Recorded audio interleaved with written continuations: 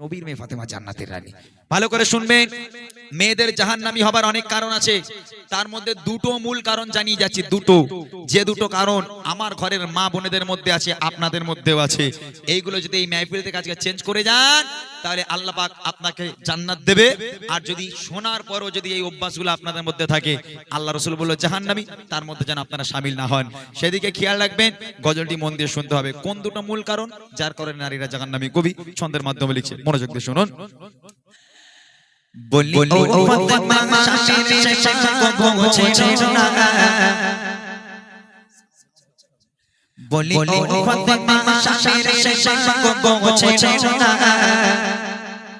শামির পায়ে তলে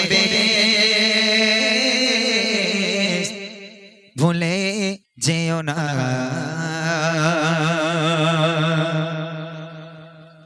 বলি ও ফাতেমা শামির সেবা গোছে না, বলি ও ফাতেমা শামির সেবা গোছে না, শামির পায়ে তলে বেহেশতে ভুলে যেও না, শামির পায়ে তলে বেহেশতে ভুলে যেও না, বলি ও ফাতেমা শামির সেবা গোছে না, বলি ও ফাতেমা শামির সেবা গোছে না, শামির পায়ে তলে বেহেশতে ভুলে যেও না, শামির পায়ে তলে বেহেশতে ভুলে যেও না। প্রথম নম্বরে কি আসছে ভালো করে মন দিয়ে শুনবেন। প্রথম কিসের জন্য নারীরা জাহান্নামী সেটা গাইছি, শুনুন। দিনের পরে দিন কেটে যায় পাপের তরে,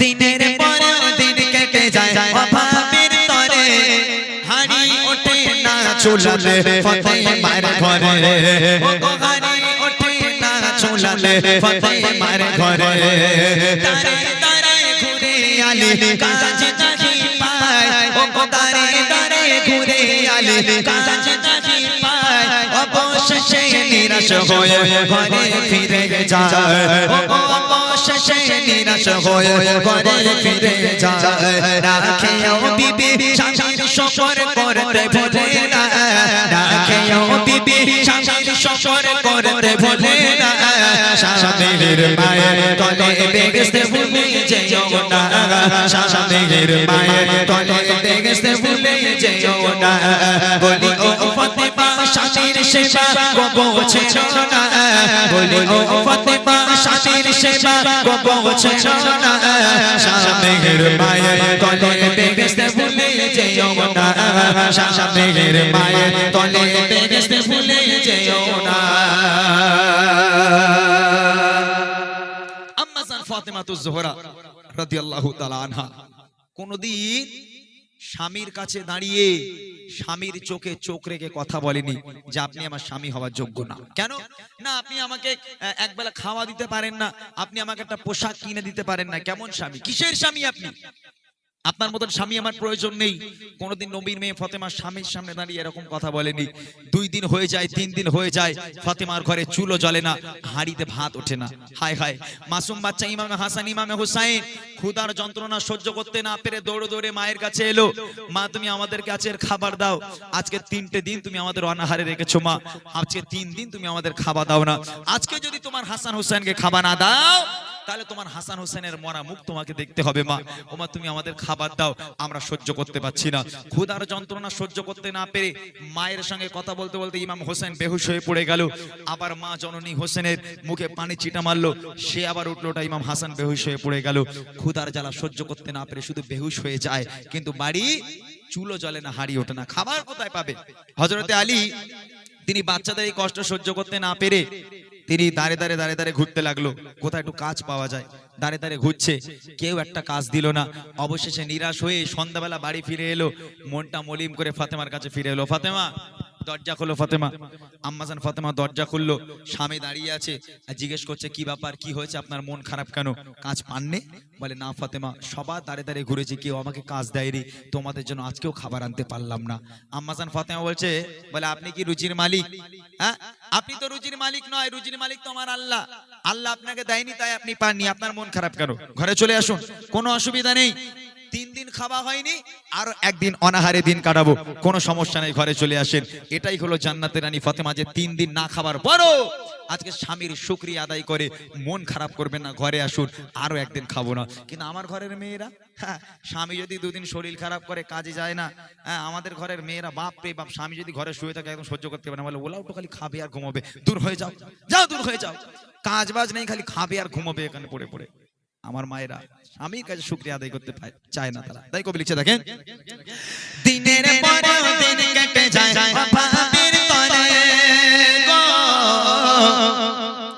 দিনের পরে দিন কেটে যায় ভাবির তরে, হাড়ি ওঠে না চলালে ফাতেমার ঘরে, ও গো হাড়ি ওঠে না চলালে ফাতেমার ঘরে, তারে তারে ঘুরিয়ালে কাজ নাহি পায়, অবশেষে নিরাশ হয়ে ঘরে ফিরে যায়, অবশেষে নিরাশ হয়ে ঘরে ফিরে যায়, না খেয়েও বিবি স্বামীর শকর করতে বলে না, না খেয়েও বিবি স্বামীর শকর করতে বলে না, স্বামীর মায়ের তলে বেহেশতে ভুলে যেও না, স্বামীর মায়ের তলে বেহেশতে ভুলে যেও না, বলি ও ফাতেমা স্বামীর সেবা পৌঁছেছো না, বলি ও ফাতেমা স্বামীর সেবা পৌঁছেছো না, স্বামীর মায়ের তলে বেহেশতে ভুলে যেও না, স্বামীর মায়ের তলে বেহেশতে ভুলে যেও না। এইবারে আসছে নারীদের কণ্ঠের আওয়াজ, যে কারণে আমার মায়েরা বেশি অংশ জাহান্নামী, তার কারণ হচ্ছে কণ্ঠের আওয়াজ। এখানে আমার অনেক মায়েরা আছেন, ওমা যেমন দেহটাকে ঢাকা পর্দা ফরজ করা হয়েছে, তেমন এই কণ্ঠের আওয়াজটাকেও ঢাকা ফরজ করা হয়েছে। আমাদের ঘরে এখানকার মায়েরা বোনেরা ভালো, তবে আমাদের রাজারহাটের দিকে কিছু মহিলা আছে, ওদের কণ্ঠে আল্লাহ এত জোর দিয়েছে, যদি আমাদের পাড়ায় কেউ ঝগড়া করে 3টে বুথের মানুষ জানতে পারে যে অমুকের বউ চুল ছেঁড়াছেঁড়ি করছে, ওর গলা যে এত আওয়াজ, যদি মুখ্যমন্ত্রী মমতা ব্যানার্জি যদি জানতে পারে, ওরে এসে তুলে চলে যাবে, চল তোরেই প্রধানমন্ত্রী করব, বুঝলেন না? সে কি গলার আওয়াজ, বাপ রে বাপ। কিন্তু সেই নারীটা যদি জানতো আমার এই কণ্ঠের আওয়াজটাও পর্দা, আজকের এই কণ্ঠের আওয়াজ যদি কেউ শুনতে পায় তুমি জাহান্নামে যাবে, যদি এটা সে ভাবতো, তাহলে কোনোদিন এই কণ্ঠের আওয়াজটাকে আর জোরে করতে পারতো না। এই নারীরা আজ কিসের জন্য জাহান্নামী? এই স্বামীর সঙ্গে জোরে জোরে কথা বলার জন্য, স্বামীকে আজকের অপদস্থ করার জন্য। এ দেখেন নবীর মেয়ে ফাতেমার সংসারে, একটু আস্তে কথা বলো না ভাই প্লিজ, এদিকে কথা হচ্ছে, আস্তে কথা বলো। নবীর মেয়ের সংসারেও ঝামেলা হতো, শুধু আপনার ঘরে আমার ঘরে নয়। আমরা মনে করি আমাদের স্বামী স্ত্রীর মধ্যে ঝগড়া হয়, নবীর মেয়ে ফাতেমার সংসারেও ঝগড়া হতো, কেউ জানেন? হ্যাঁ, হযরত ফাতেমা আর হযরত আলী ঝগড়া করেছে, এখন দুইজন কেউ কারোর সঙ্গে কথা বলে না, ফাতেমা একদিকে হযরত আলী একদিকে। তাদের ঝগড়া মেটানোর জন্য কে যাবে? এমএলএ যাবে, মন্ত্রী যাবে, পুলিশ যাবে না গুন্ডা যাবে? কে তাদের ঝগড়া মেটাবে? পুলিশ গুন্ডা কেউ যাবে না, আল্লাহ রসুল যাবে গিয়ে ফাতেমার ঘরে, এই ফাতেমা কি ব্যাপার গো, আলীর সঙ্গে ঝগড়া করেছো? মেয়ে বলছে আব্বা আপনার জামাই এই করেছে ওই করেছে, এই বলেছে ওই বলেছে। জামাই বলছে আপনার মেয়ে এই করেছে ওই করেছে, যেটা হয় আর কি। আল্লাহ রসুল কি করলো, একদিকে ফাতেমাকে শোয়ালো, একদিকে হযরত আলীকে শোয়ালো, আর মাঝখানে আল্লাহ রসুল। দুই জামাই মেয়ে দুই পাশে, আর মাঝখানে শ্বশুর।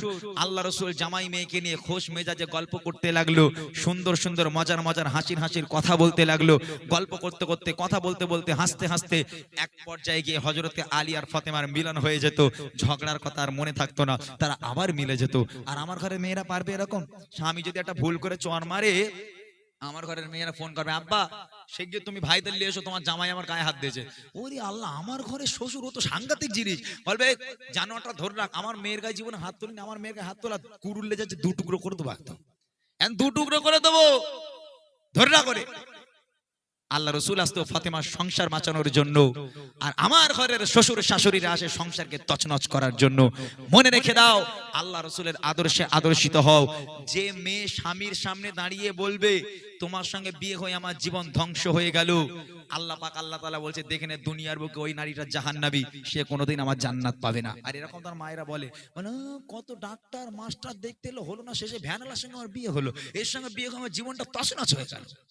আল্লাহ পাক বলছে দেখে নে ওই নারীটা দুনিয়ার বুকে জাহান্নামী, ও কোনোদিন আমার জান্নাত পেতে পারে না।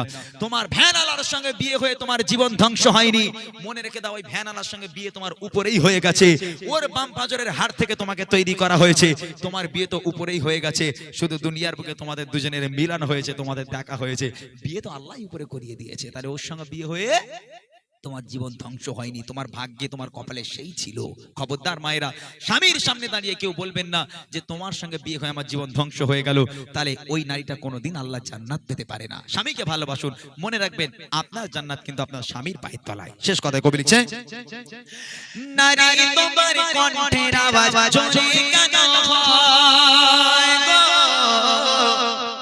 নারী তোমার কণ্ঠের আওয়াজ চলে কেন হয়, কণ্ঠ তোমার পর্দা নারী সেই জানা নাই, কণ্ঠ তোমার পর্দা নারী সেই জানা নাই। নারী যদি স্বামীর সাথে চোরে কথা কয়, সেসব নারীর উপর খোদা খুবই নারাজ হয়, সেসব নারীর উপর খোদা খুবই নারাজ হয়। যতই ইবাদত করো তবে কবুল হবে না, যতই ইবাদত করো তবে কবুল হবে না। স্বামীর পায়ের তলে বেহেশত ভুলে যেও না, স্বামীর পায়ের তলে বেহেশত ভুলে যেও না। বলি ও ফাতেমা স্বামীর সেবা কবো ছেড়ো না, বলি ও ফাতেমা স্বামীর সেবা কবো ছেড়ো না। স্বামীর পায়ের তলে বেহেশত ভুলে যেও না, স্বামীর পায়ের তলে বেহেশত ভুলে যেও না, স্বামীর পায়ের তলে বেহেশত ভুলে যেও না।